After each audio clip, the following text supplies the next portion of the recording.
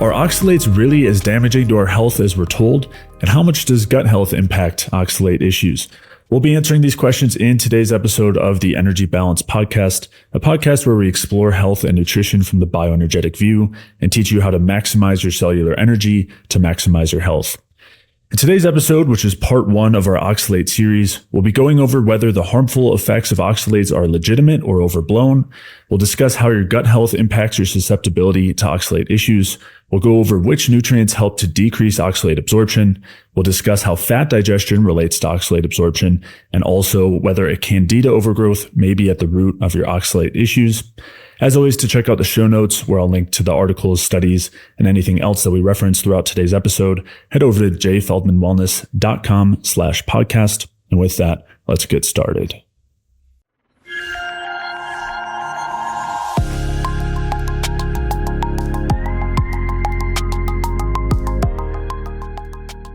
All right, so we're going to do a pretty extensive oxalate series here, getting into all the ins and outs, in quite a bit more depth than I think most people really dig into. Oxalates, we're going to be talking through some of the really common kind of myths, misconceptions, and then just get into the detailed physiology of what happens when we consume oxalates, how they're produced inside our bodies, how we detoxify or clear them out or metabolize them, or whether we do. And we'll expand from there. And, eventually we'll talk about what we actually want to be doing if we're concerned about oxalate issues, whether we need to avoid any oxalate containing foods. And so we'll dig into all that throughout the series. But there are a couple of things that I think if you were to ask someone in the health sphere about oxalates, they would mention or parrot some of these things that are often said, which is, things like the idea that oxalates are just inherently toxic, that they might be a primary driver of health issues, and it's something that everybody should be avoiding. None of us should be eating high oxalate foods. And that in general, the oxalate containing foods are the main driver of oxalate issues. And, there's really not much emphasis placed on what happens endogenously, like, the oxalates that we produce ourselves and how we can prevent that from happening or reduce that from happening. Sometimes people in the alternative health space, they'll talk about, citric acid is something that can be helpful for oxalates and maybe a couple other nutrients in there, but that's normally about the extent of it. So we'll be really digging into the details here in terms of all these topics, kind of getting into the weeds as we often do. That's kind of the broad picture overview here. Do you have anything else you want to add, Mike? I think the big thing that for me that's really important about oxalates is that there's a focus on oxalates as being something that's in an exogenous problem. So it's mainly from the foods you're eating in your diet.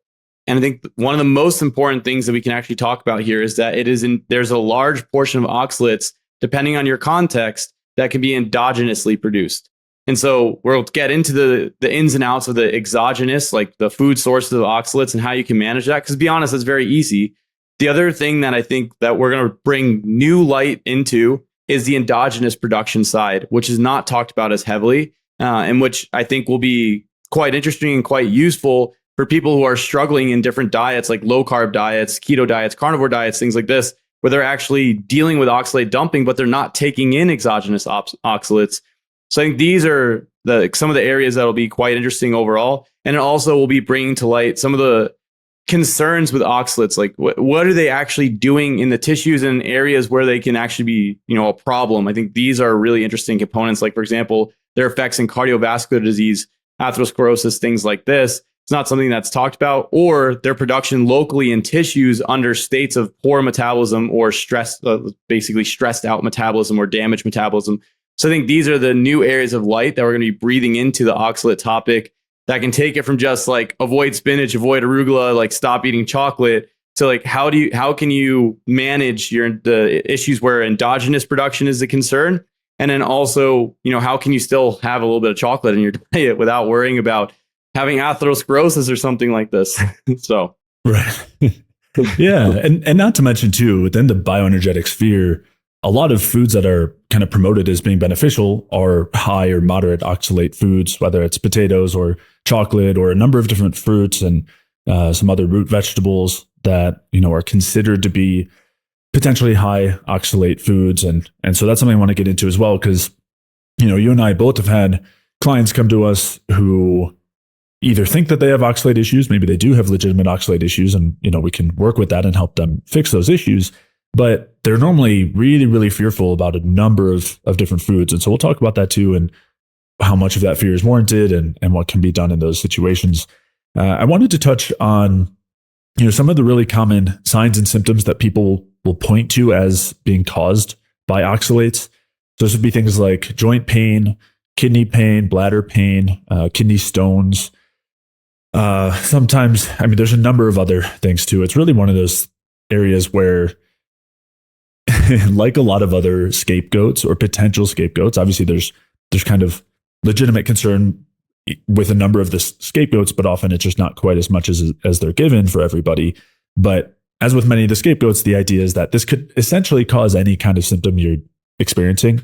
And we've talked about this, whether it's mold exposure or heavy metals, or in this case, we'll talk about it in terms of oxalates. And that doesn't mean that these things can't potentially cause harm or can't potentially cause these certain symptoms. But the idea or the likelihood that this is at the cause of those symptoms is something we'll definitely be bringing into question, at least for a lot of people. And again, with the knowledge in mind that in some people it is the culprit here. So we'll discuss all that, but those are some symptoms that a lot of people will point to as likely oxalate symptoms or oxalate caused symptoms. Are there any others that come to mind for you, Mike? There's actually a list. So I went through a variety of carnivore YouTube channels to see what people were saying was associated with oxalate dumping. So like you have obviously kidney pain, bladder pain, cloudy urine, but then you have diarrhea, skin irritation, joint, tendon, muscle pain, eye irritation, anxiety and depression, brain fog, electrolyte issues, cramps, headaches, sleep disturbances, and arrhythmias. And it's like, man, it's just like oxalates. And the other thing is, if you listen to a video with Sally Norton, it's like oxalates are literally the number one like problem. Like you listen to her and it's like they are just causing everything. And the question is, for a lot of these circumstances, I think it's really important to delineate what the cause is. Now, I'm not sitting here saying that oxalates can't cause some of these problems. I fundamentally agree with that across the board. What I'm saying is we need to determine, are oxalates actually the specific cause of these individual problems, especially when you go on a diet, like a carnivore diet or something like this, where you get the dumping symptoms. And then this is what people are experiencing. Or if you're eating sweet potatoes and you're having digestive issues, like, oh, it's just the oxalates. It's like, well, there could actually be a couple other things besides oxalates, And the problem is that you have so many dietary camps, right? If you're eating sweet potatoes and you have problems, Grant Generow is going to say it's vitamin A, it's beta carotene. And then Sally Norton's going to say that it's oxalates. And then, the low carb community is going to say it's the carbohydrates. And so it's just like you have all these different theories on why this specific thing could be a problem. And what's important to understand is that these are theories. So it's more important to try to sit down and say, like, what is, well, I guess fundamentally across the board with the food, do you tolerate it or not? Like at the end of the day, if you're eating sweet potatoes and you have problems with them, like whether it's oxalates, beta carotene, whatever the thing is, like, let's just maybe hold that on the side. But then the next component is like, which thing is the actual problem? And then you kind of gauge from there. And the reason I bring this up with the context with the symptoms, and as you kind of alluded to, Jay, is that where there's, we have these individual components that are being proposed as the catch-all, whether it's oxalates, vitamin A, or things like this. And I think the fundamental question is more or the fundamental perspective is more that all of these things could be a potential problem for a given individual. It just depends on that specific individual, like which thing is going to be a problem. And I don't think we want to be in a circumstance where we're blanketly avoiding everything because of all these theoretical concerns. We want to figure out like what is the specific concern for each person. And, what if they're having a particular symptom, what is that related to, instead of just saying, oh, everything is just oxalates or everything is just vitamin A or carbs or whatever the deal is. So I think that's the one of the important things here. And I think that shift in thinking is going to be super important for all the dietary stuff. That's because even the bioenergetic sphere, everything is just PUFA. It's just polyunsaturated fats. Like it's just omega-6. That's the major problem for everything. And I think, for both you and I, when we start working with clients, you start to realize it's like, yeah, this person's been like PUFA depleted or low oxalate for however many times, they still have problems. So it's like, are those actually their primary problems, or is there other things going on? And I think with each person, it's going to be a case-by-case basis. Yeah. Not to go too deep into any of those points you brought up, but, with the PUFA one, I see that a lot where people are just blaming the idea that it takes as much as a couple of years to deplete PUFA. And I think if someone's if you're not getting better after several months, if you're not seeing improvements, that's a sign that certain things are probably not right. We want to explore everything a little deeper. I would not be blaming that on just it taking too long for PUFA depletion, especially because in the vast majority of tissues, basically all except the adipose tissue, there will be pretty significant PUFA depletion in a few months. So yeah, I think that can be a scapegoat as well as you're getting at. But a larger point here. They say that with oxalates too, right? It's like totally. You can dump oxalates for years and it'll come right. in waves and cycles. And so and it's the same thing with vitamin A. And I think that is like one of the things where it's like, that is a potential thing, but it's like, it's also a slippery slope in how you're thinking about the problem that can lead you down a 4-year investment into oxalates with a problem, or PUFA was the problem, without resolution of your symptoms. And you avoid considering other things because you've decided that this is the thing without verifying that this is the thing. So I think the oxalate, I kind of like talked about a couple things, but I think what we're seeing is like the oxalate stuff is in line with these other perspectives in terms of how people are thinking about them. And so what we're trying to do is, one, like bring that to the forefront so you can determine, like, are oxalates your problem? And then two, what are other ways how can you manage that? And then what are things, like, where is the problem coming from? Is it just from your diet, or is there other things that you're doing that are shifting your own endogenous production and things like this? And that's why I think, the perspective that we're gonna bring here can become pretty interesting. For me, it was extremely interesting when I was researching it. I got very excited when it was like, oh wow, this endogenous side is pretty cool.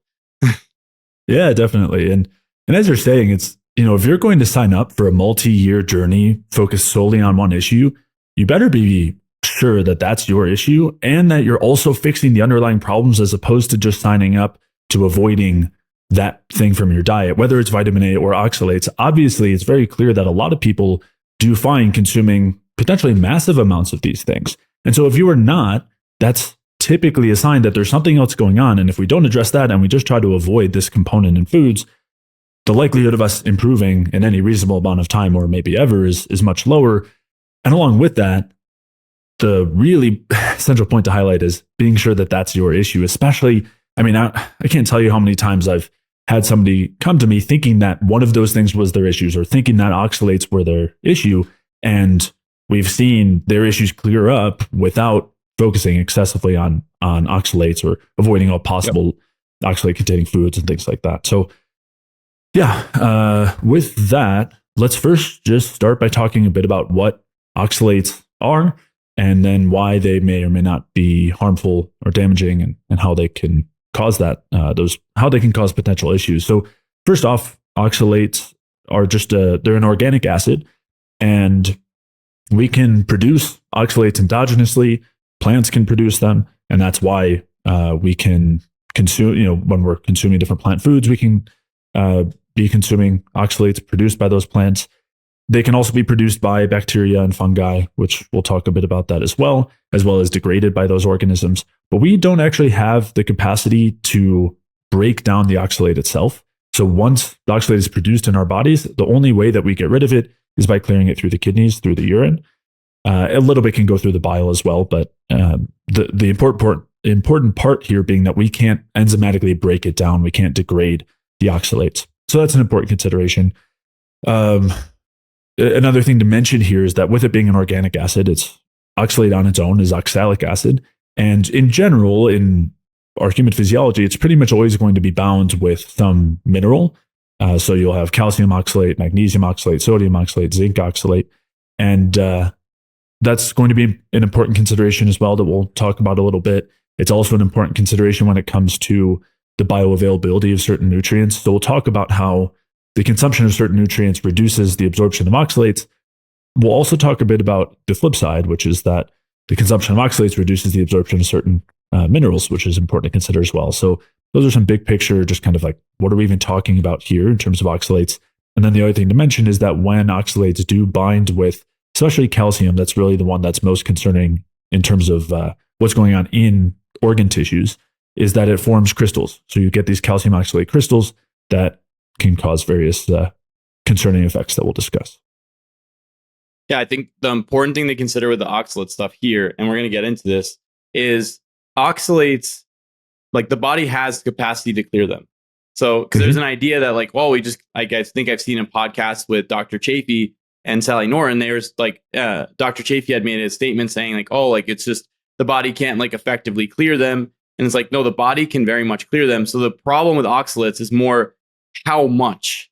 And then also how much is adjusted by how much are you absorbing from your GI tract? How much are you producing at the liver or the tissues? And then how much are you able to excrete, which will be modified by your kidney function and things like this. So it's these things I think are exceptionally important in terms of understanding when are oxalates actually a problem. Because as Jay mentioned, like it's an end product of metabolism. We don't break it down. So it has to be excreted. It needs to go out. It's kind of like urea. Like we don't break down urea, we excrete urea in our urine. So that's I think a major piece with oxalates to focus on. And it brings a little nuance to the conversation that I think is exceptionally important.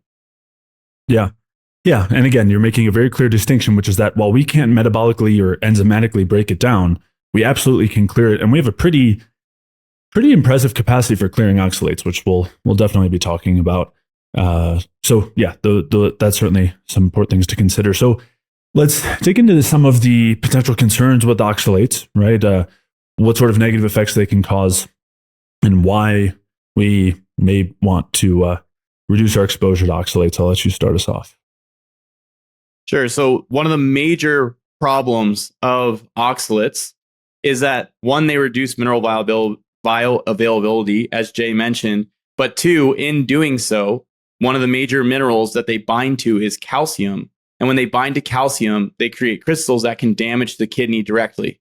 So there's a quote here from a paper. The paper is calcium oxalate crystals induce renal inflammation by NLRP3 mediated IL-1 beta secretion. And the quote, they say, in mice, intrarenal calcium oxalate deposition induced tubular damage, cytokine expression, neutrophil recruitment, and renal failure. We found that calcium oxalate crystals activated murine renal, dendritic cells to secrete IL-1 beta through a pathway that included NLRP3, ASC, and caspase-1.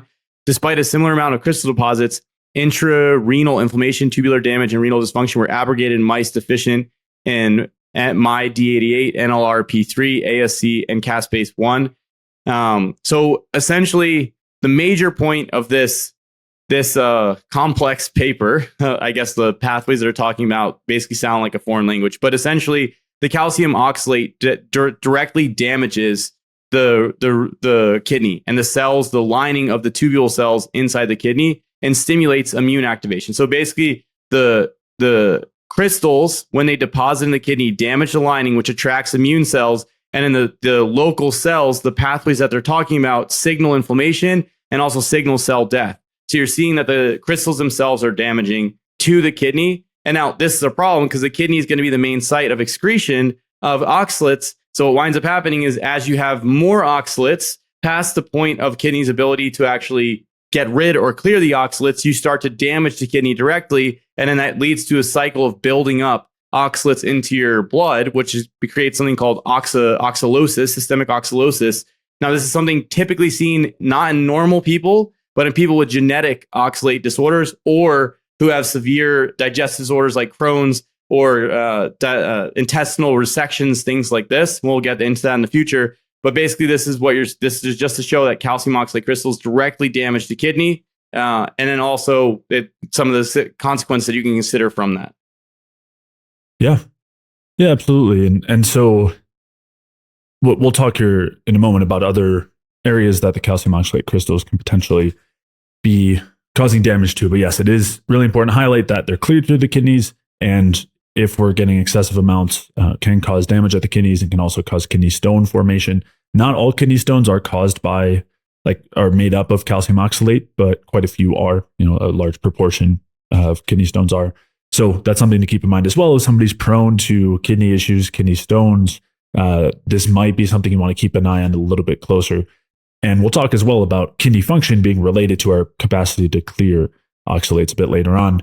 I wanted to touch briefly back on the mineral bioavailability side of things, because we mentioned that the oxalate can bind with minerals, but I just want to be clear here. One other concern of a high oxalate diet is that it will reduce the absorption of minerals like calcium, magnesium, and zinc. And so that's something to be aware of. And especially in the case of foods that are high in oxalates, in the mainstream, which tends to be on the, plant-based side these days, some of those foods are really highly recommended, like spinach, for example. And it's worth highlighting that, they'll point to spinach having all of these nutrients in it, but some of the most important ones are not going to be absorbed because of the amount of oxalates in there. So, it is something that does become relevant. Again, this does not mean that we need to avoid all oxalate-containing foods. We'll get into the details of that later, but I did just want to highlight that that is also a negative effect of oxalates that we want to be aware of. Now, I do want to mention as well, so we're talking about kidney issues here. We'll be talking about cardiovascular health. We'll be talking about gut health, metabolic health. All of these are things that can be affected by oxalates. Now, if you're dealing with these issues, or if you're dealing with any other low energy symptoms, whether that's fatigue, chronic pain, hunger, weight gain, digestive issues, brain fog, sleep issues, hormonal imbalances, or any other low energy chronic conditions, then head over to jfeldmanwellness.com/energy, where you can sign up for a free energy balance mini course. In that mini course, I'll walk you through how you can adjust your diet and lifestyle to resolve these various low energy symptoms and chronic health issues. These things will also directly impact your capacity for clearing oxalates and also helping to reduce endogenous oxalate production. We'll get into the details of those pathways later on in the series, but just wanted to mention that you can head over to jfeldmanwellness.com/energy to sign up for that free energy balance mini course, which brings us to the cardiovascular health side of things in relation to oxalates. And there is an association between oxalate levels and cardiovascular health. And there's a study here where they talk about that a little bit. It's titled Dysregulated Oxalate Metabolism is a Driver and Therapeutic Target in Atherosclerosis. And they state here, using targeted metabolomics, we identified decreased ratios of glycine to its precursors or related metabolites, serine, threonine, and oxalate in patients with coronary artery disease. We demonstrate that increased oxalate exposure drives accelerated atherosclerosis in relation with dysregulated redox homeostasis, increased inflammatory response, and enhanced hypercholesterolemia. So what they're talking about here is a few different mechanisms through which oxalates can cause cardiovascular issues, basically inflammation related. The hypercholesterolemia side, increased cholesterol production. Obviously, we have some disagreements on that front. I don't think that that's a primary driver here in terms of the potential negative effects of oxalates in terms of cardiovascular health. And I'll link back to episodes where we talked in more detail about that, cholesterol, lipid hypothesis, all of that. But inflammatory response, redox homeostasis, we'll talk a bit about that as well when we dig into the metabolic effects. But this is something that's seen in cardiovascular disease, in atherosclerosis, is lower glycine, as they mentioned, and increased oxalates, both of which have their own negative effects here and can be contributing to the pathology, which we'll continue to dig into. Wait, Jay, it's not ApoB?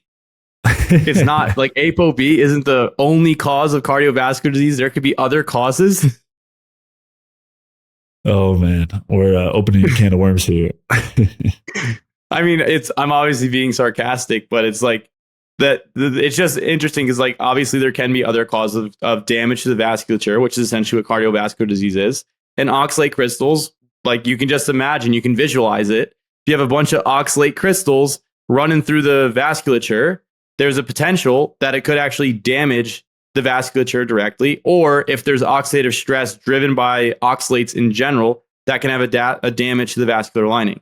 So this is kind of what you're seeing here. Now, interestingly, what they were talking about here is it was about the oxalate levels, I think, were related to a change in metabolism, which goes back to that endogenous piece that we're talking about. So tongue-in-cheek making a joke about the ApoB things is like, that's the only thing we need to focus on. Not actually, but there's multiple things going on, which can include the lipids, but oxalate could be a driver for some people in damaging the arteries. And like in the genetic diseases, you can see this, that they, like the primary hyperoxalurias, where people produce large amounts of oxalates, they could run into issues with vascular function and other organ function because of the oxalates directly. So here's a case where you're seeing, okay, like there's something else that could actually damage vasculature. It doesn't mean that your dark chocolate is going to give you atherosclerosis, so we'll get into that.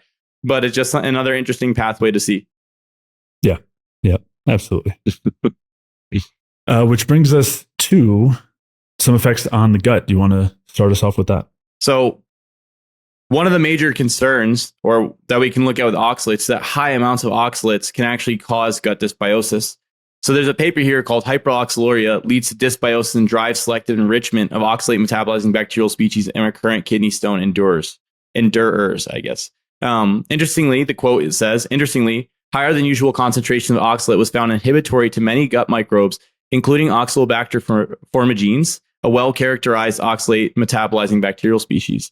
So basically, high amounts of oxalate coming in the gut can actually drive dysbiosis and can lower a bacteria like Oxalobacter, which is considered protective against oxalate issues because it can actually metabolize oxalates directly. And also, bifidobacteria and some of the other beneficial species have been shown, specific strains of them have been shown to be able to metabolize oxalates as well. So if you have gut dysbiosis, or here it's saying even the oxalates are driving the gut dysbiosis, can lead to an issue where you are in a vicious cycle of worsening your potentially, in this case, oxalate kidney stones. So this study was about people with recurrent oxalate kidney stones. And so this is another example of how oxalates can damage not only the cardiovascular system, the kidneys, and your mineral status. There is the potential that they can damage the microbiome, potentially the gut as well. Yeah. Yeah. And again, as you're alluding to, normally this is talked about in the reverse, right? That, it's important to focus on these sorts of bacteria that help to degrade oxalates. And there is an aspect of that we'll come back to later, but it is interesting that the oxalates themselves actually lead to a lack, a down regulation of these bacteria. So, and then moving on to another effect of oxalates here, which is talked about in that paper looking at the effects on atherosclerosis, that same one that we had just cited and shared that quote. They state here, we confirms the suppression of CYP7B1, but not ApoA1, in livers from male AGXT and ApoE knockout mice. CYP7B1 plays a major role in the acidic pathway of cholesterol metabolism to bile acids in the liver. In line, total bile acids were significantly decreased in livers from male AGXT and ApoE knockout mice. Together, these findings indicate that dysregulated oxalate metabolism suppresses cholesterol metabolism to bile acids that may account for the increased hypercholesterolemia found in these mice. So again, a lot of technical information here, but the important point being that what they found when manipulating some of these pathways and increasing the levels of oxalates pretty significantly by basically reducing their breakdown, they basically kind of induced genetic issues to cause oxalate issues. They did find that there was a lack of bile acid production, which we'll talk about later, again, being one of those things that is actually implicated in causing increased oxalate absorption. So when we have a lack of bile acid production, it reduces our capacity, or it just increases the amount of oxalates we end up absorbing. So they're talking about this kind of possible positive feedback loop, or like negative effects on both sides, where the lack of bile acids increases oxalate absorption, which then can reduce the bile acid formation. And so you get this kind of vicious circle. This is not something that's often talked about, right? It's just something that they had found in this paper that was interesting to point out. It's hard to identify how directly relevant this is in humans when, especially without genetic issues, if you're just exposed to kind of moderate amounts of oxalates. But it is an interesting possibility to note. Yeah, and also if you don't have bile acid production going into the small intestine because it's being knocked out from this circumstance, then you can actually drive dysbiosis further in the small intestine, or overgrowth, because the bile acids actually clear out the bacteria in the small intestine. You may actually increase things like endotoxin under these circumstances if your bile flow is decreased. And then, as we'll get to, which Jay, you're going to drop us into in a sec, the metabolic section, that if the bile acids, if you have metabolic dysfunction, which endotoxin can drive, then that can actually worsen your oxalate production endogenously. So these are really important things to consider. There's like multiple interlapping ways that these things can play out together. So yeah, so let's talk about that, because I think that's one of the more interesting things here is the metabolic damage caused directly by the oxalates. And we'll talk about the influence of like oxidative stress and damage and irritation and metabolic issues in oxalate production. But it's interesting to consider when talking about some of the harmful effects of oxalates, how they cause those negative effects. Why might it be associated with atherosclerosis or these kidney issues and other issues? And looking at the metabolic effects really elucidates that. So some pretty interesting things here. So we'll dig into some of these studies. And again, we'll simplify them as well, since I know sometimes they can be a little bit complex. but I'll just share the first one here titled Mitochondrial Dysfunction and Kidney Stone Disease. And they state calcium oxalate crystals have been found to induce oxidative stress in renal tubular cells, leading to mitochondrial dysfunction and renal cell injury. Renal tubular cell injury and the defective mitochondria and other intracellular organs are evidence of aggravated calcium oxalate crystal retention inside the renal tissue, which is considered as one of the important steps for kidney stone development. So just to clarify those two things, they're saying that the calcium oxalate crystals themselves cause oxidative stress and mitochondrial dysfunction, which then also leads to damage to the kidney cells. And they were saying that this sort of damage to the kidney cells is seen, and this is used as evidence of the presence of calcium oxalate crystals. They then state, following this line of investigations, several previous studies on kidney stone disease thus explored the effects of mitochondrial injury, reactive oxygen species production, loss of the mitochondrial membrane potential, and mitochondrial swelling. On the other hand, mitochondrial glutathione maintains the mitochondrial integrity and functions and can also reduce oxalate deposition in hyperoxaluria condition. Vice versa, mitochondrial glutathione reduction can induce mitochondrial dysfunction and may contribute to the development of calcium oxalate kidney stones. So a couple of interesting things here. Again, I know it can be a little complicated, but I think that these things are worth acknowledging, which is that first thing that they're noting is that some of those direct effects of the calcium oxalate crystals causing mitochondrial injury, loss of membrane potential, mitochondrial swelling. So basically interfering with the powerhouse of the cells, as everybody knows, that the mitochondria are, that the, significant amounts of calcium oxalate crystals will interfere with energy production, will interfere with mitochondrial function. So it is something, of course, that's important to consider from that regard. And then separately, the presence of glutathione helps to protect against the effects of oxalates and actually reduce their deposition in the first place. We'll be coming back to this later. We'll talk about the relationship with glutathione and oxidative stress and oxalate concerns. And, the other side that they mention here at the end that's really important is that the lack of glutathione causes metabolic issues, causes mitochondrial issues, which then allows for the calcium oxalate deposition and development into kidney stones. This is something, again, we'll discuss later, but kind of a sneak peek now that if there's mitochondrial issues, if there are energy production issues, if there are metabolic issues, you'll be more susceptible to the deposition of calcium oxalate crystals, more susceptible to the damage by oxalates. And they dig into this a little bit more with this last quote here. They state, oxalate and calcium can alter mitochondrial activities, leading to changes in metabolic status that may induce loss or alterations of mitochondrial functions on energy production, reactive oxygen species regulation, and intracellular calcium homeostasis, all of which affect mitochondrial biogenesis.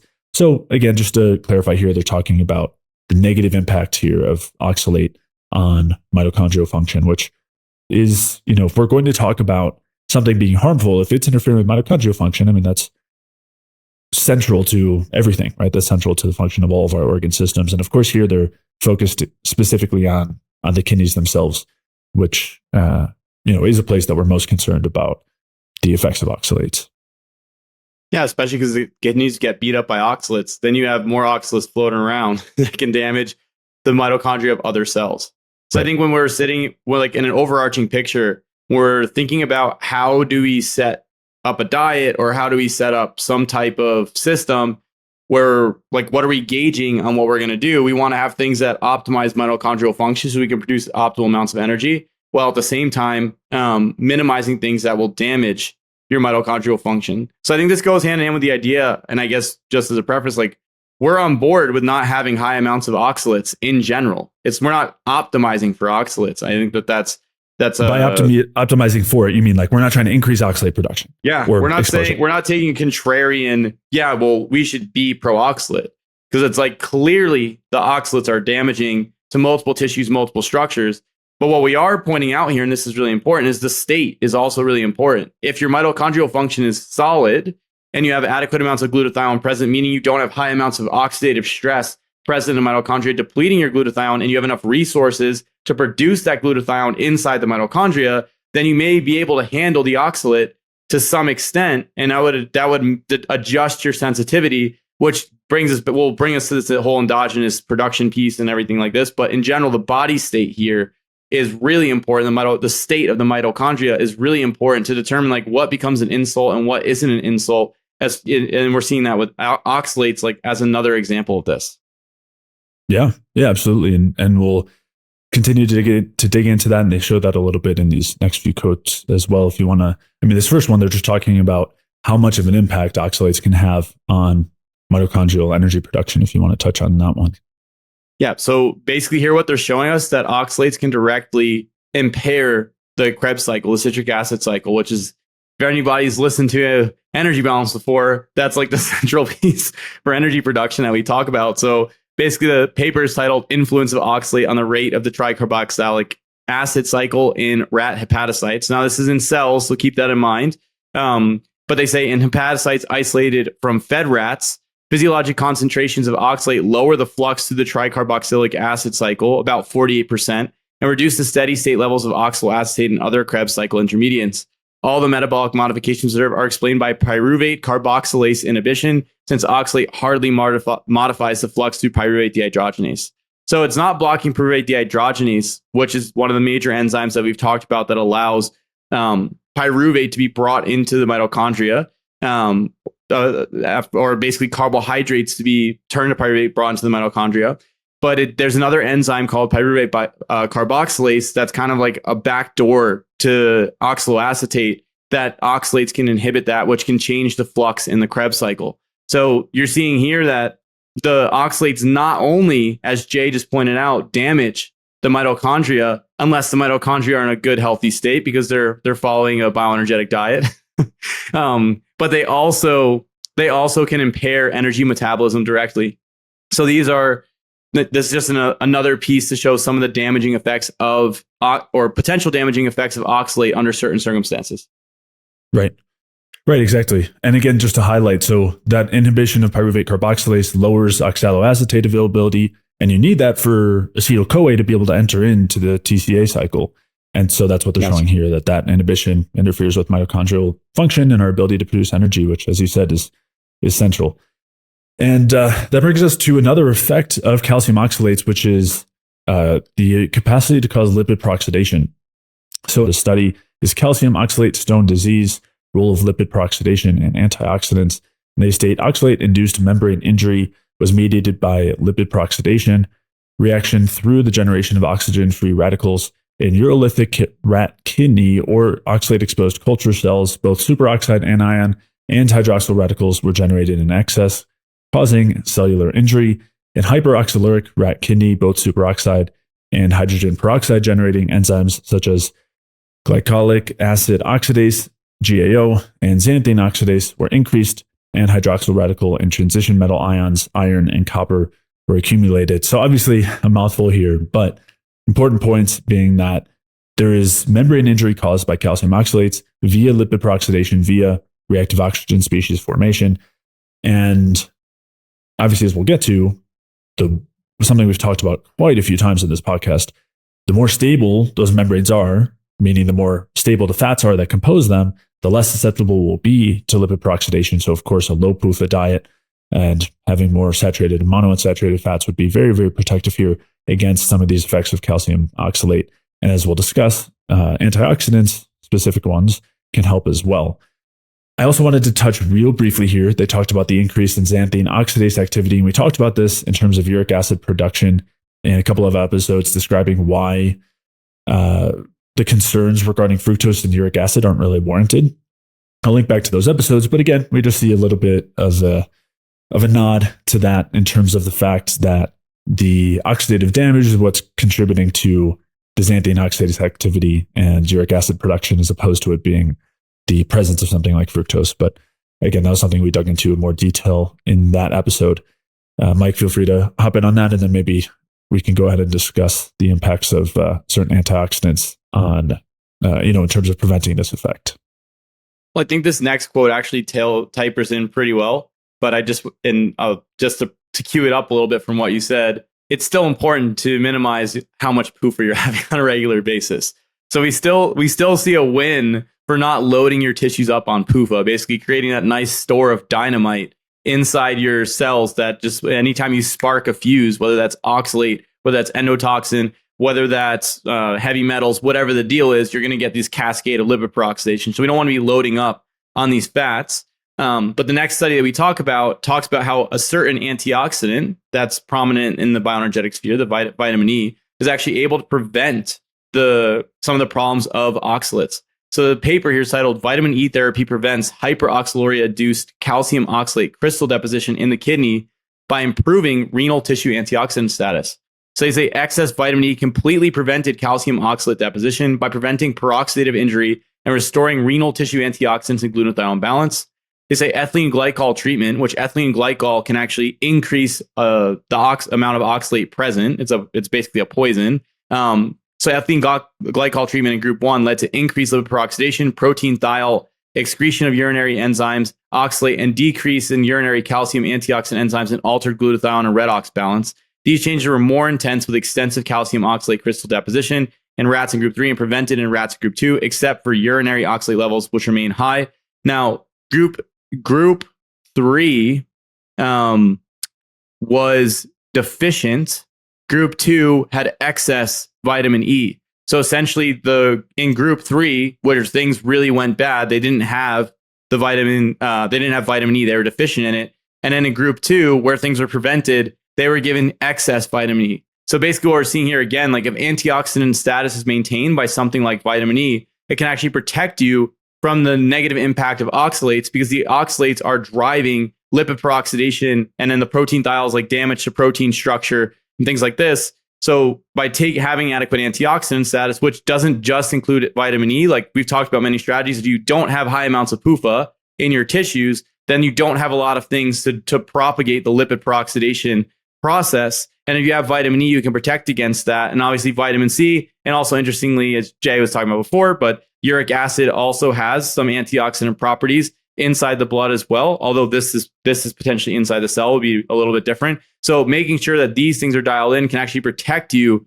from the effects of oxalates, and also maybe not being super high in something like iron, which may come down into play when we talk about the carnivore diet and oxalates.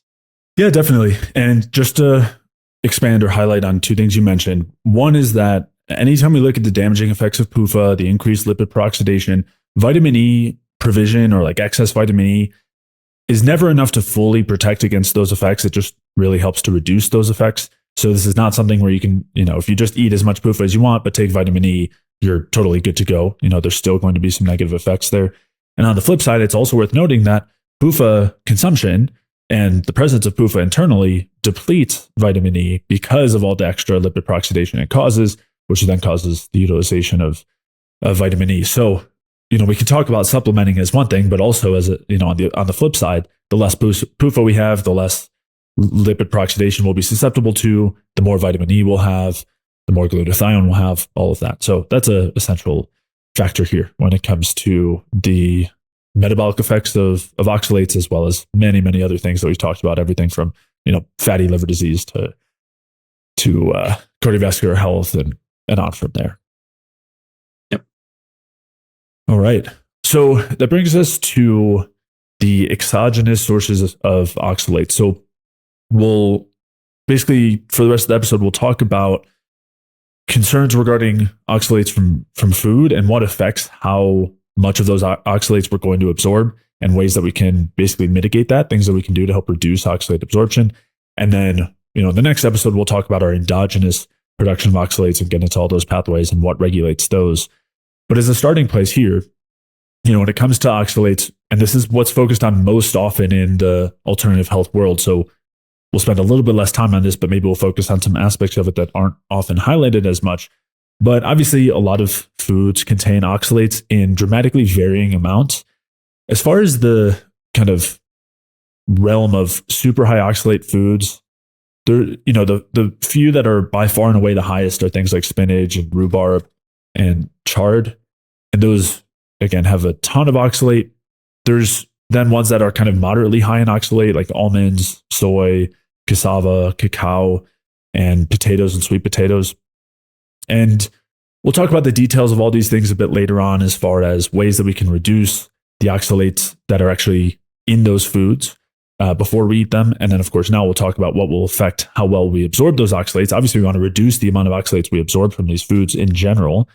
So we'll discuss that. But yeah, those are some of the foods that are often pointed to as kind of the main concerns when it comes to oxalates. And, in all the spheres where we're told about oxalate issues, generally, the notion is that we should be trying to minimize all of those foods. We'll dig more into that a bit later on. All right, so let's dig into oxalate absorption and what actually affects how much oxalate we're going to absorb. And there's some really interesting things to dig into here. And one of them is how much oxalate we consume impacts the amount that we absorb, and not in the way that you think where you just eat more and absorb more, but rather there's the absorption of oxalate has kind of maxes and limits. And so the more oxalate we have in our diet, actually the less we consume.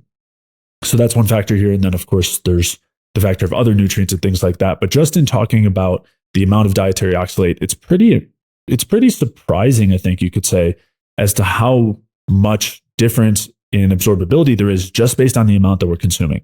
So they describe that in this study. It's a study titled Contribution of Dietary Oxalate to Urinary Oxalate Excretion. And as you'll note, when we go through a ton of these studies talking about oxalates, urinary excretion of oxalates is basically used as a direct correlate for oxalate absorption in many cases, because typically we clear it very well and all of it gets cleared through the kidneys for the most part. I think it's like 97% gets cleared through the kidneys. So when you look at the amount excreted in the urine, it's a pretty good indicator of the amount that's getting absorbed. And so they state here the absorptions of dietary oxalate are depicted in figure 5. The mean fraction absorbed ranged from 55.4% on the ultra low oxalate diet to 5.75% on the 250 milligram oxalate diet. So they had a number of different diets here. As you can see, they ranged from 10 milligrams of oxalate in the diet to 250 milligrams of oxalate in the diet. And again, just to clarify what they stated, on the very low oxalate diet, if you just consume 10 milligrams of oxalates in your diet, very low, the absorption is 55%. So you're absorbing a very, very large percentage of those oxalates. Whereas if you're consuming a very high oxalate diet, in this case 250 milligrams, the amount of oxalate absorbed goes down to 5.8%. So it's about a 10 times difference when you're looking between these two diets, which is substantial, right? I mean, that's a huge difference, and something to consider that it's not just a linear effect where the more oxalate you consume, you're directly absorbing more. You actually tend to absorb less as you consume more, which contributes to it being a little bit less of a concern, right? It contributes to the fact that, we don't have to be quite as concerned because we're going to be absorbing a lot lower percentages of the oxalates. Now you can see also at the end of this figure, there's a low calcium diet, and they compare that to the regular amount of calcium. I'll just touch on that now, but we're going to get into more detail there. But what they mentioned, or what you can see, is that on the low calcium diet, on the low calcium high oxalate diet of 250 milligrams of oxalates, 9.7% was absorbed, whereas with the normal amount of calcium, only 5.8% was absorbed. So nearly a 2 times difference there, a huge percentage difference. So just as an example, for the 250 milligrams per day of oxalate, you had 14 milligrams absorbed with the 5.8% roughly. So let's, and then for the 10, you had 5.5. And for the 250 low calcium, let's say it's roughly double. So you're looking at 28 milligrams. So essentially, or maybe like 25 milligrams. So essentially what you're seeing is not really that much oxalate is being absorbed altogether, which is going to be important in the quote that you're just about to read, Jay. Yeah, thanks for mentioning that. It's good to go through those numbers. So as you said, on the low oxalate diet, 10 milligrams, they absorbed 5.5 milligrams. On the very high oxalate diet of 250 milligrams, they only absorbed 14.5 milligrams. So even though they consumed 240 more milligrams of oxalates, they only absorbed 9 milligrams more. So it's a huge, huge difference.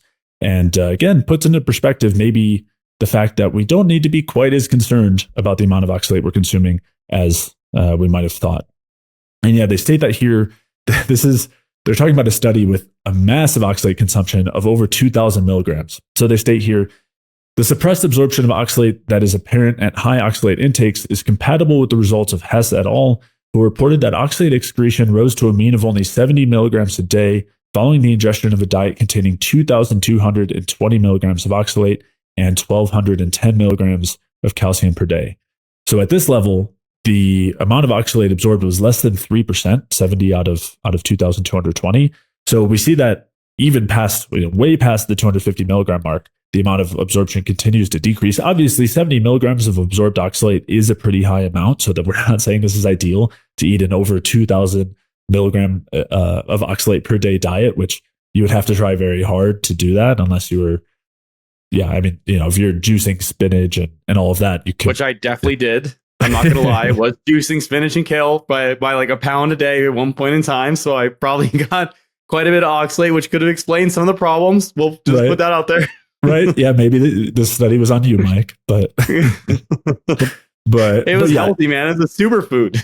Absolutely. And again, we're talking a lot about our disagreements kind of throughout here, but it is, Sally Norton has her the whole thing about superfoods not necessarily being superfoods, or at least some of them. And that is worth noting, right? This is, as we'll get to, a legitimate concern with some of these foods like spinach, and definitely, I think, knocks it out of a superfood category. That's for sure. So yeah, I think this study is very, very telling here, right? This is something that is going to be something we want to keep top of mind when we're talking about oxalate consumption, is how much less gets absorbed as we consume more. And again, 10 milligram of oxalate diet versus 250, there's only a difference of 9 milligrams of oxalates that actually gets absorbed there. That's massive. That's something that's really important to highlight. Well, yeah, and the other thing to keep in mind is this is not even talking about the other factors, like it mentions calcium there, but when we get into that, we'll see calcium, the difference between soluble and insoluble oxalates, if what's going on in the GI tract, all of these types of things. And also not we're just talking about what's absorbed. We didn't even get into what can be excreted by the kidney by itself, which again, as I kind of started out in the beginning of this episode, it's there's not only absorption, there's excretion, and there's production as well. So you keep that, if we're keeping in mind that there's a really high threshold here for absorption, and then you have all these other factors that modify it, then it's okay, well, if we have all these things in place, how much of a concern does this thing become? And again, I think Sally's book is Toxic Superfoods, where we agree with her on spinach probably isn't this super nutrient dense superfood because of its oxalate content. That there's no argument necessarily against that is the best thing ever. It's just more of how much is this actually a problem? And to be fair, for some people, they may have certain, genetic predispositions, stuff going on with the gut, which we'll get into, that may make these oxalates more absorbed, less excretable, and more of a problem for them as an individual. So it's not discounting that that's a problem for those people. And that's why it's a person by person basis. There has been clients, you and I were talking about this when we were going through the episode. We've had clients where oxalates were a problem. It's just there's also been a large amount of clients that thought that oxalates were the problem, and they weren't necessarily the problem. It was something else, but they were thinking they were invested in the oxalate idea until we started to interrogate and troubleshoot, is it really the oxalates? And so that's something that's important. So we're not we agree with Sally on some of the toxic superfoods, of course. And then doesn't discount people who do have problems with oxalates, but it also brings into question are oxalates this ubiquitous problem for everyone? And especially from the exogenous sources, do we have to go on these super low oxalate diets that we don't damage our kidneys and blow up our mitochondria and all this type of stuff? It's potentially not, because we have a lot of factors affecting absorption, excretion, etc., which we're getting into here. Right. Yeah, exactly. And they dig into that in more detail in this next study. They talk about some of the big picture things that we'll dig into, and break apart some of the studies on those. And they also talk about solubility of oxalates, which you mentioned, Mike. So do you want to go ahead and share this quote? We can dig into that. Yeah. So we have a quote here. They say, effect of cinnamon and turmeric on urinary oxalate excretion, plasma lipids, and plasma glucose in healthy subjects. Now, I don't think the major point of the quote that we're going to get to here is specifically the cinnamon and turmeric, but there's something interesting that they talk about in this study in terms of soluble versus insoluble oxalates that we're going to point out here. So they say the amount of urinary oxalate is dependent on both oxalate content of the diet and oxalate bioavailability. So you are what you absorb, right? Not what you eat. Oxalate absorption rates from different foods have been estimated to range from 2% to 15%. Oxalate absorption appears to depend on a number of factors, including absorptive properties of the intestine, gut transit time, presence of divalent cations, such as calcium, magnesium, basically certain minerals that can bind oxalate within the GI tract, and presence of oxalate degrading bacteria like oxalobacter. There's a lack of consensus as to whether oxalate absorption is dependent on the amount of soluble compared with insoluble oxalate in food. Our data support the contention that the relative amount of soluble and insoluble oxalate plays a role in determining efficiency of oxalate absorption. A previous study by Chai and Liebman also suggests that the relative amount of soluble and insoluble oxalate in food has an important role in determination of oxalate absorption. Oxalate absorption from almonds was at 5.9%, was significantly higher than that from black beans at 1.8%. Soluble oxalate accounted for 31% of total oxalate from almonds, whereas black beans had a soluble content of 5%. So if the oxalate cannot be put in a soluble state where it can basically be dissolved in a solution, then it makes it much more difficult for it to actually move across the intestinal lining and be absorbed. So when you have this dissolvable oxalate, the soluble oxalate versus the insoluble oxalate, the soluble oxalate is really, at least based in this paper, the major concern that we would look at. And the more insoluble oxalate you have in the food, the less absorbable it's going to be. So you have, not only do we not absorb large amounts inherently of oxalate, but if you have a food that's very high in insoluble oxalates, that absorption rate would be probably considerably lower than if it's very high in soluble oxalates. And then as they pointed out here, if you also have certain minerals in the diet, that's going to be even lower because those minerals are going to bind those soluble oxalates and make them insoluble in the GI tract. So there's again, like more factors to this picture than just got to stay away from the dark chocolate. Like you can't have the cocoa powder. So we want to keep these things in mind when we're determining, is our oxalates the problem? Right. Right, exactly. And just to clarify again, so the soluble oxalates, they're easily dissolvable. And this is when oxalate's bound with sodium or potassium generally. And instead, if it's bound with calcium, magnesium, or iron, then it's considered to be insoluble, which means that it's going to have a much lower absorption rate. And obviously in the foods themselves, it can be bound with different things. And that's what they're touching on here, looking at almonds versus black beans. But then also, if we consume some of these minerals like magnesium and calcium, as we'll touch on, that can also affect the solubility of the oxalates in our GI tract, which can then affect the absorption. So they touch on that here and how much of a difference that makes, especially with calcium, which is the most notable one here. And so this is a study titled Dependence of Oxalate Absorption on the Daily Calcium Intake. And in this study, they looked at a handful of different levels of calcium consumption. And they basically found that up to 1,200 milligrams of calcium consumed, there was a major impact. There was a major decrease on oxalate absorption. After 1,200 milligrams, it didn't make as much of a difference. It did still help, but it didn't make as much of a difference. And so here they state that in this quote where they say, in summary, we showed that reducing intake from 1,200 to 400 milligrams of calcium per day increases the absorption of dietary oxalate by 5-fold, 5 times difference in oxalate absorption. That's massive. They then go on to state gastrointestinal oxalate absorption depends linearly and strongly on the calcium intake up to 1,200 milligrams of calcium per day. The resulting increased urinary calcium excretion did not heighten the risk of crystal formation. Additional calcium beyond 1,200 milligrams per day reduced oxalate absorption further, but only marginally. Again, we're comparing, it's still a good difference, but when you're talking about a 5 times difference, relatively, it's not as big of an effect. And then they go on to state, for patients with calcium oxalate urinary stones who are high oxalate absorbers, the advice to avoid dairy products and to follow a calcium-restricted diet is a recipe for the generation of recurrent calcium oxalate stones. This conclusion derived from the dependence of the GI oxalate absorption from the calcium content of the diet was recently independently confirmed by a prospective study of 120 patients who formed idiopathic calcium oxalate stones.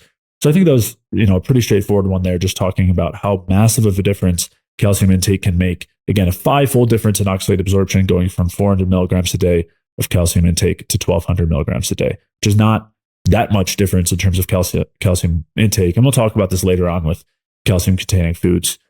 But, they looked at some other levels of the study, and basically they found that at pretty low calcium intakes of around 200 milligrams, 17% of oxalates were absorbed, whereas with 1,200 milligrams, only 2.5%, give or take, were absorbed. And then when they went to 1,800 milligrams, it went down to about 1.7%, which again, that's probably a 40% difference or so. I mean, still a pretty significant difference going from 1,200 to 1,800 milligrams of calcium, but obviously much less of a difference than going from a low calcium diet to a moderate calcium diet. And to be fair, like this is in line with the dietary recommendations that we've discussed. Not even from an oxalate standpoint, but like if you want to optimize your bone mass, lower parathyroid hormone, and inhibit help to protect and inhibit vascular calcification by lowering that parathyroid hormone, you're going to want to be at least 1 gram of calcium per day, which is the daily recommended intake. And then if not, up to 1-to-1 with phosphorus. Because in any way, like, you're going to want to be hitting that calcium intake regardless. And then on top of that, it has the dual benefit of protecting you from oxalates. And then this is like a little tidbit in here. But if you are concerned that if you have too much calcium, it's going to form stones, which this is what they're talking about in the study on the back end here from the quote that you read, Jay. The other thing is citrate is a great inhibitor of that. And we'll get into that. We have data to support it. But basically, like, milk and orange juice, man. It's milk and orange juice. That the citrate from the orange juice. There's even a paper talking about orange juice and the citrate content being helpful. And even Sally Norton talks about using lemon juice because of its citrate content to have a helpful, beneficial effect. So having adequate amounts of calcium in the diet, at least the 1.2 grams from what we're seeing here. And we like to shoot up to 1-to-1 with phosphorus. And then also potentially having adequate citrate in a diet can help to form stones if you have a predisposition towards stones, and strongly inhibit the oxalate absorption from your diet overall. So it can be quite protective. So this is just something interesting to think about here. Maybe have like a little bit of, you're going to have your chocolate chips, put it in your Greek yogurt. There you go. And I might have misheard you, but you might have said that the citrate helps to increase stone formation. But I think you meant decrease. Okay, decrease. Yeah, just making sure. Yeah.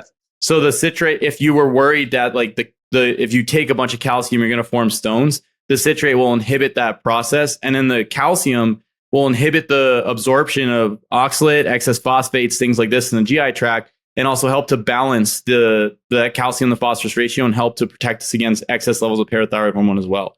So it's like a dual fold benefit from combining these things together. Right. Yeah, absolutely. And we'll talk about some of those studies and effects of citrate later on. And I'll link back to the episodes specifically where we talked about calcium and parathyroid hormone for people who are interested in that conversation. Do you want to go ahead here, Mike, and talk about the next study here looking at impacts of calcium on oxalate absorption? Again, just one quick quote here showing the impact. Yeah, so the study that we're going to look at here is titled Contribution of Dietary Oxalate to Urinary Oxalate Excretion. They say when the calcium content of a diet containing 250 milligrams of oxalate was reduced from 1,002 milligrams to 391 milligrams, urinary oxalate excretion increased by a mean of 28.2%, and the mean dietary contribution increased to 52.6%. So basically what we're seeing here is that when you have, it's just further supporting the point that when you have calcium present, it drastically helps to minimize the oxalate absorption from the diet. And they're just looking at this through the oxalate excretion in the urine. So essentially here, the more calcium, and we set a threshold for you up to at least 1,200 milligrams, and then you start to get diminishing returns to some extent. But up to 1,200 milligrams or so, you see that drop off. And here they're saying if you go from 1,000 milligrams of calcium to 391 milligrams of calcium. So it's almost a 3-time drop. So you're 1/3 of the calcium intake. Urinary oxalate excretion increased by about 30%. And then the dietary contribution. So this is also interesting because we're going to get into this, but the dietary contribution only increased to 52.6%. So it's like, where's the other 48 and change percent coming from? Right. And the flip side of that too, being that if you're eating a moderate calcium diet, if you're getting enough, right, the RDA is 1,000 milligrams a day. So if you're just hitting that and not getting extra from, a diet that has optimally healthy amounts of calcium, perhaps, then the dietary contribution is as low as 25%, they pointed out in the study. So it's putting into perspective that if we're doing kind of everything wrong, maybe, as you're saying, dietary oxalate contribution is like up to 50% of the total. But if we're doing things even just moderately okay, it should be quite a bit less. So we'll talk about that more later on in the conversation of whether it's the dietary oxalate is the main concern. But of course, if we're eating just a moderate amount of calcium, it reduces that concern dramatically.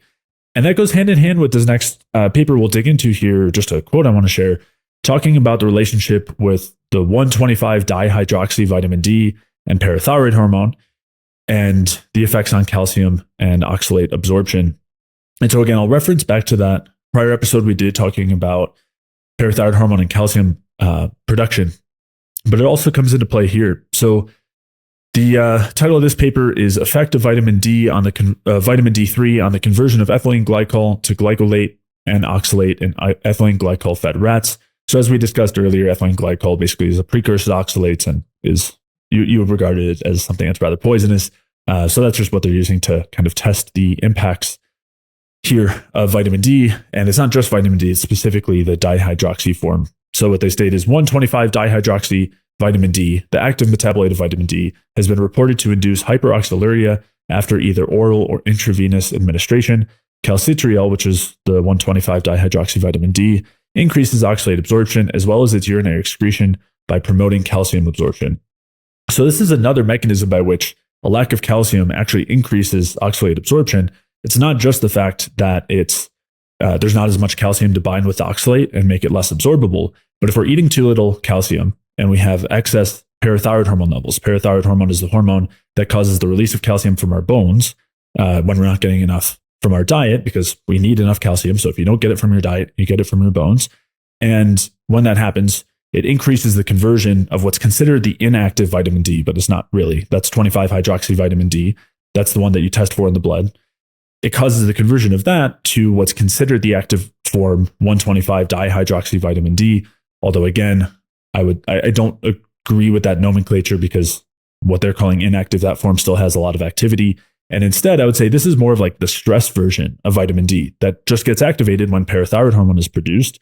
In this case, due to a calcium deficiency. It can also happen due to, well, actually, in this case, they just added it in, but it can happen due to calcium deficiency, K2 deficiency, magnesium deficiency.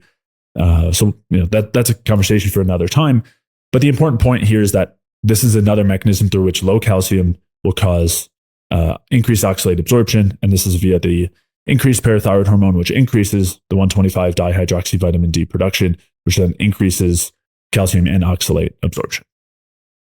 So basically, just to recap really quick, what you're saying is that if you don't have enough calcium in your diet, you'll raise parathyroid hormone, which will increase the conversion of 25-OHD3, the one that we test and that Dr. P was a fan of, that we're a fan of, things like this, into 125 dihydroxy vitamin D. And the 125 dihydroxy vitamin D3 actually can promote the absorption of oxalates or increase the amount of oxalates that are being produced in the body altogether. So it's another mechanism by which not having enough calcium can lead to increased oxalates.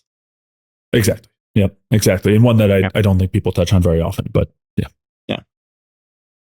Cool. And that brings us to magnesium. Again, one that I think is a little bit underappreciated when it comes to the impact on oxalate absorption. So I'll let you go ahead and share this first study, Mike. So the study that we have here is titled The Importance of Magnesium in Absorption and Excretion of Oxalate. And they say the mean intestinal oxalate absorption under standard conditions was 8.6%. The oxalate absorption with one 10 millimole magnesium supplement was 5.2%, and with two supplements, 5.5%. Both decreases were statistically significant relative to standard tests, however, not significantly different from each other. Basically, the 10 millimole supplementation was equivalent to about 243 milligrams of magnesium. And what they say here is the results show that magnesium administration decreases the oxalate absorption when magnesium is taken together with oxalate.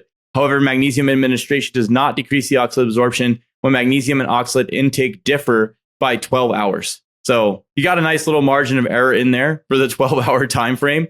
But basically, taking about 200 milligrams of magnesium a day, I usually try to get people up to 400 milligrams of magnesium a day, and I usually have people take it with food. If you're doing calcium and you're doing magnesium at the same time, you can further decrease oxalate absorption from the foods in your diet. So again, if you're looking for at least 1-to-1 with phosphorus with a minimum of 1,200 milligrams of calcium per day, and you're shooting for a minimum of 400 milligrams of magnesium per day, you could drastically decrease the amount of oxalate that's absorbed, where already only a small portion of that oxalate is absorbed, depending on how much you're taking in, right? You're taking in the 10 milligram dose was 55%, but then you go to 250 and we're seeing only it was a 5.8%. So you're taking that and then you're thinking, oh, if I have calcium, magnesium as well, it's going to be even further reduced. Right. Exactly. And yeah, that was just with 200 milligrams, 240 milligrams of magnesium. And just to clarify too, because they did one supplement and that drastically decreased or significantly decreased about 40% the amount of oxalate that got absorbed, relatively speaking. So it was 8.6% to 5.5 or 5.2. They added a second supplement that didn't provide any further benefit, but that's because that second supplement was provided 12 hours apart from the oxalate consumption. So they were trying to see if you took the magnesium away from the oxalates, does that have much of an effect? And they basically found that it didn't. And rather the effect is much more temporary, just if you're having the magnesium closer to the oxalate consumption. And they dig into that in more detail in this study, which again, very interesting here. A couple of key takeaways. So the study is titled "The Effect of Oral Administration of Calcium and Magnesium on Intestinal Oxalate Absorption in Humans." And they state during the first 6 hours, magnesium shows a significant decrease of oxalate absorption of approximately 44%. As shown in Table 1, the effect of the magnesium supplementation on oxalate absorption is pronounced only during the first 6 hours after application of the capsule. The percentage decrease to standardized condition here is 45% compared to 31% at the end of the collecting period. The decreasing effect of the calcium supplementation, on the contrary, remained almost constant for the entire collecting period of 24 hours.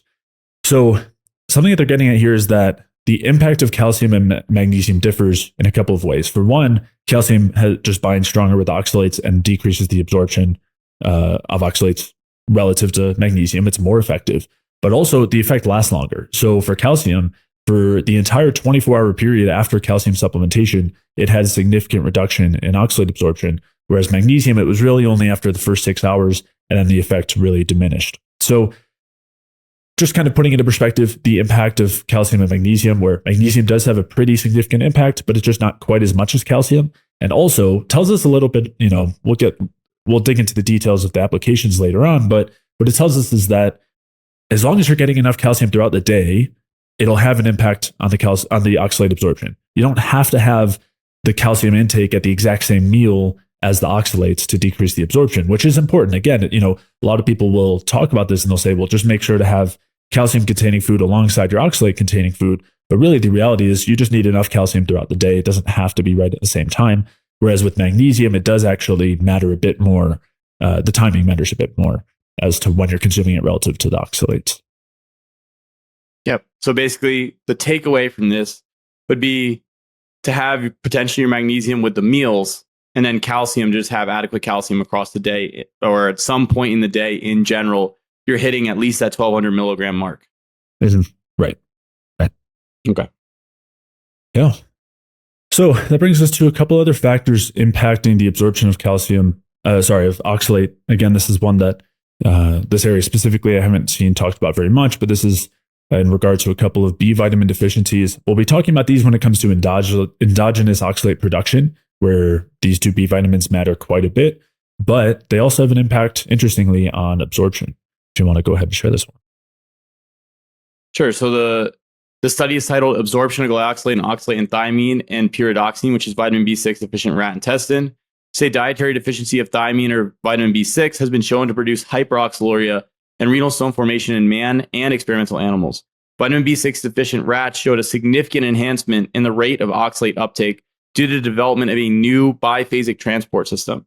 So this is actually important because both vitamin B6 and thiamine are involved in the metabolism of oxalate as well. So if you're deficient in both of them, it seems based on this study that you are absorbing more oxalate. And then we know that if you're deficient in vitamin B6 and thiamine, that you will also have a harder time metabolizing away from oxalate in general, or basically metabolizing away from oxalate. So it's like a dual fold negative. So this would be further components to consider with the diet, is making sure that your thiamine status and your vitamin B6 status are dialed in on top of your calcium and your magnesium status.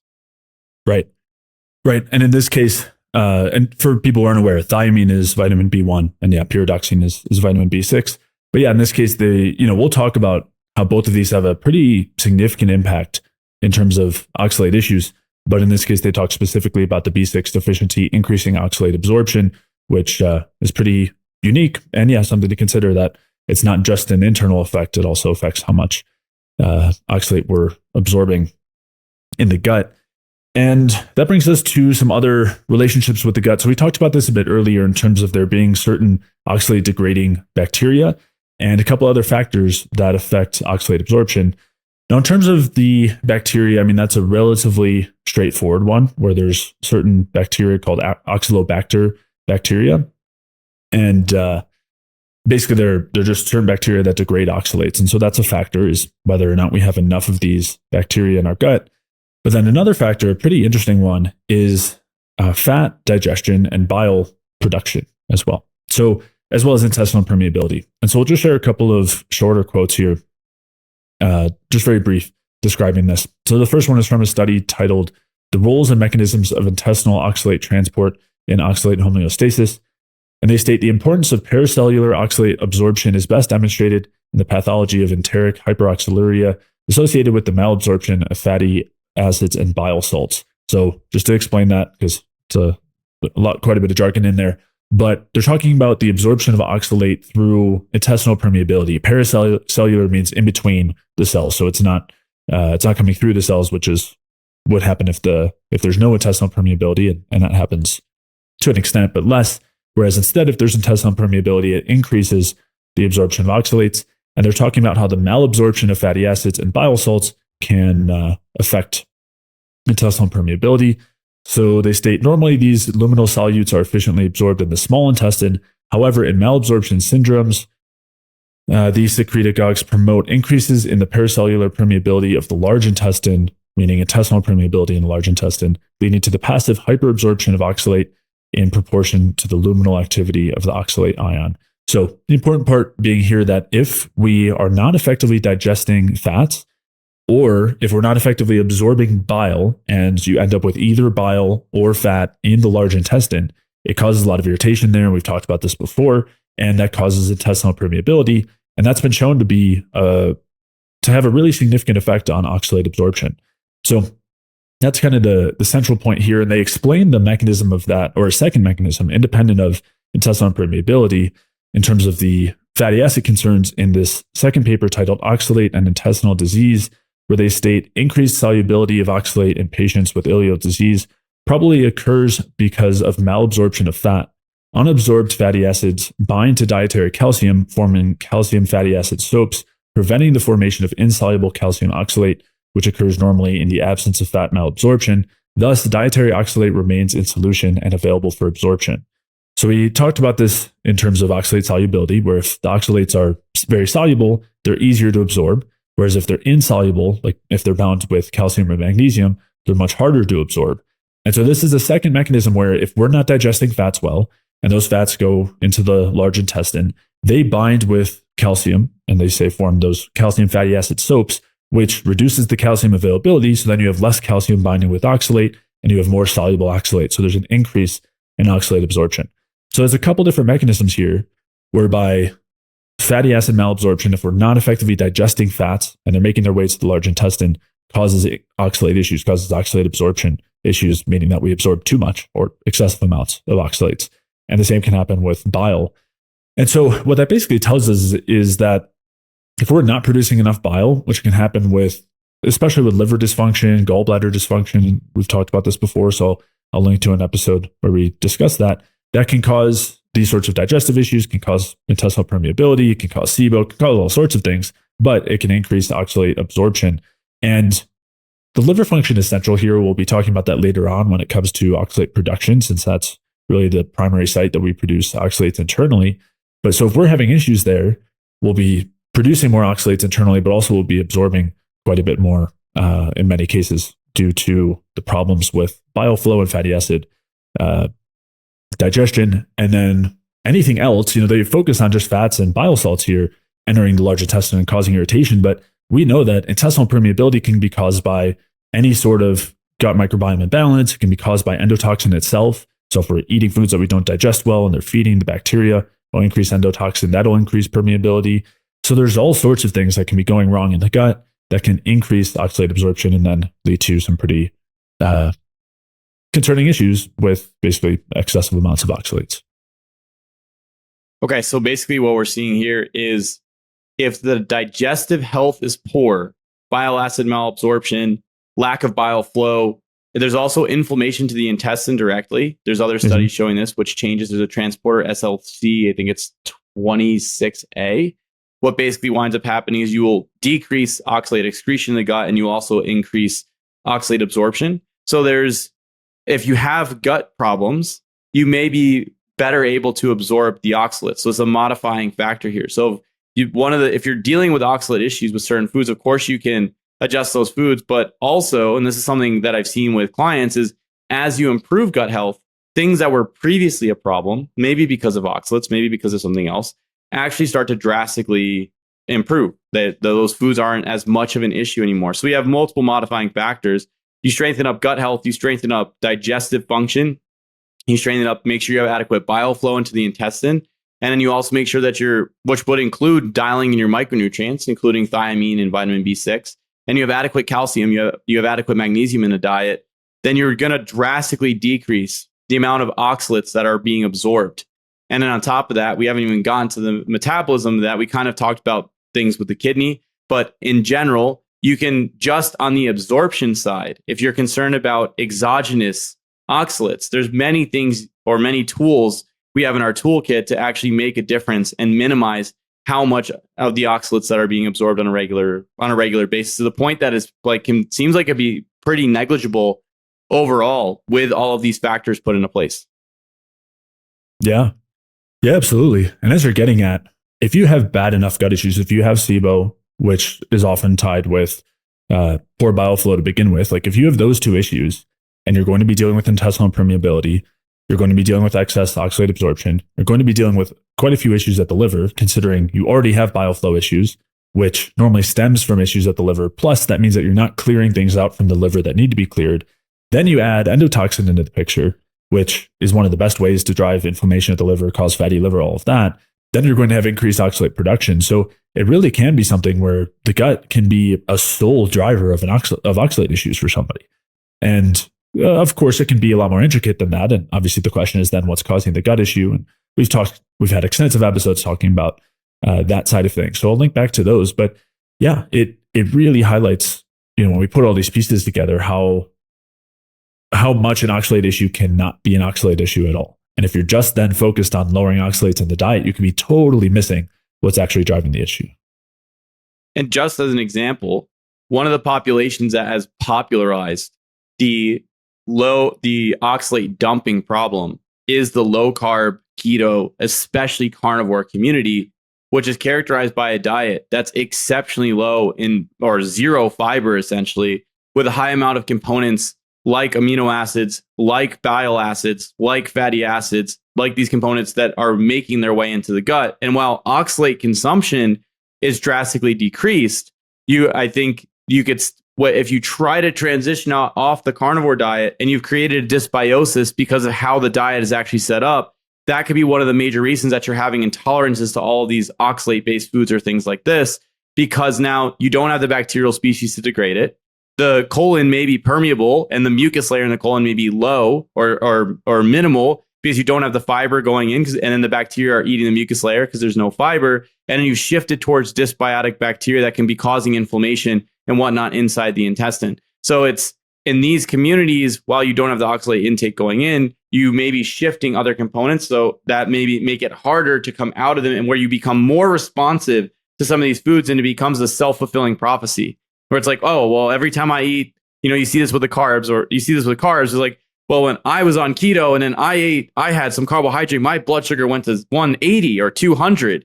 And then it's like, yes, that's if you're on a keto carnivore diet and you just increase carbs the first time, and you're running on fatty acids, you're going to see that. If you're on a keto and you're on a carnivore diet and you've only been putting meat into the colon and fatty acids and bile acids, and then you want to start adding in some of these other foods, then you may be intolerant to them when you start because of all these different mechanisms that are changing. And not to mention, I won't even get into it now, but we're going to get into it in just a bit here, the actual change in metabolism of the oxalates directly, where you may have an increase in endogenous production. Because one of the things that we've talked about in this episode so far is even in circumstances where calcium intake was on the lower side, you had higher solubility of oxalates, we were seeing 52% absorption of, or 52% of the oxalates being excreted. were potentially from the diet, from exogenous sources. So where's the other 48% coming from? Where's the other percentage of oxalates coming from on a regular basis? And that's where we get into the endogenous production as well. Definitely. And we'll dig into, as you were alluding to, a number of different ways through which a low-carb diet could be causing some oxalate issues. But if we even take, from what we're focused on here, someone who's not on a low-carb diet, but maybe they're transitioning in, or they're just on a full-on bioenergetic diet, and maybe they're having issues with fat digestion, and they're having this fatty acid malabsorption. That could be a major concern here. We might need to decrease fat intake, or even better, fix our ability to digest the fat. And we had a whole episode talking about bile issues, and that definitely is central here to that question. So I'll link back to that. But yeah, I mean, there's a number of reasons. And then of course, looking at calcium intake, magnesium intake, and B6 intake, and and then working on microbiome health, I mean, is huge. It's something that we focus on a lot, so often, because it's so central. And obviously none of these things are independent, right? One of the biggest drivers of SIBO and liver issues and bile flow issues is hypothyroidism, something we talk about all the time. And again, if you want to discuss the way to drive hypothyroidism, taking all the carbs out of your diet is a good way to encourage that. to encourage a hypothyroid state. Fasting is another good one too. Low calorie diets. And we did a whole series on thyroid. So I'll link back to those, but I think it's a good way to kind of round things out here. One thing I wanted to mention briefly is that there's a lot of talk about candida infections potentially causing excess oxalate production. And we look through the literature, there's really very little to support that. There's a little bit, some suggestion of an association between fungal issues in certain areas and oxalate production. But, cause and effect is not particularly clear. There's not a lot of support for that. So obviously there's a lot of ways that, I think my bigger concern in that regard would be, if you're dealing with a chronic fungal issue, that means that there's microbiome imbalance. It means you're probably dealing with intestinal permeability. You're probably dealing with hypothyroidism, meaning tons of other issues that go with that. And we've talked about, chronic candida issues being related to low body temperature, low metabolic state, low immune function. So I'll link back to that episode. But I think that's really where my focus would be more so is all of the other related things there that would lead to increased oxalate absorption. And of course, as we'll talk about later, increased oxalate production, as opposed to it necessarily being directly driven by a fungal problem. Yep. Yeah. And the other thing is, if you have a fungal issue, is the inflammation driven by the fungal issue driving some changes in oxalate metabolism, or is it the fungi directly producing oxalate locally? Which there are some studies showing that in very specific states, but there was the major fungus that they were looking at in 2 of the states was aspergillus, and in the 3rd state was candida, and the candida was in the bladder. And they just found the candida on the bladder stones, which doesn't necessarily mean that the candida were producing the oxalate crystals or precipitating the oxalate crystals in the bladder. In the aspergillus, it may be different because they're in the lung and in soft tissues. And it's known that fungi can actually produce oxalic acid, but at the same time, I don't think it's obvious or clear that it's just the fungi are producing it, and that's the major problem. And its candida issues are that's another one. It's candida is just the problem overall. So I would say that, is it possible? Yes, but it's also known, for example, with the bladder stone situation, that bacteria and microorganisms will form or interact with the crystals because they can form biofilms on the hard mineral structure, whereas they can't really form it as easily on the tissues inside the body because of basically the tissues are very slippery. We have a mucus layer, we have a bunch of immunoglobulins, we have a bunch of different components that prevent the biofilm formation. But if you do get stones lodged, that's now the bacteria actually have a substrate to attach to, which is why you see biofilm formation on teeth, but you don't really necessarily see it on other surfaces in the mouth. So it's kind of the same thing going on in the bladder stones or kidney stones or things like this. So I agree. I would agree with you, Jay. I don't think that it's clear that the fungi are causing the problem, but it is the reason we're even touching on it is because in the alt health sphere, there's this idea that candida is a major driver for some of these oxalate issues. Right. Yeah, exactly. Yeah, great points there. I think we'll wrap it up there, and in the next episode, we'll dig into all the pathways involved in oxalate production, whether you need to be concerned about vitamin C consumption, glycine consumption, collagen consumption due to the proline or hydroxyproline content. We'll get into the regulation of all those pathways. So We'll leave all that for the following episode. And with that, Mike, do you want to let the listeners know where they can find more of your work? Yep. They can find me at my YouTube channel, Mike Fave, and they can also find me at my website, mikefave.com. Perfect. All right. Well, if you guys enjoyed today's episode, please leave a like or comment if you're watching on YouTube, or if you're listening elsewhere, please leave a review and 5-star rating. We really appreciate all of the support in that regard. As always, to check out the show notes for today's episode, you can head over to jfeldmanwellness.com/podcast, where I'll link to the studies and articles and anything else that we referenced today. And if you are looking to optimally support your metabolism, correct your gut health, as well as rebalance your hormones, fix your thyroid status, get amazing sleep, boost your energy, and tons more with clear action steps and strategies alongside personalized guidance from me, then head over to jfeldmanwellness.com/solution, where you can find all of the information for the Energy Balance Solution program. This program includes customized health coaching, has a pretty large video library with videos on regulating blood sugar, how to restore gut health, how to boost your metabolism, how to rebalance your hormones, and tons more. It also includes resources like a sample meal plan, recipes, supplement guide, as well as a private community. So again, head over to jfeldmanwellness.com/solution to check out all the details. And with that, I'll see you in the next episode.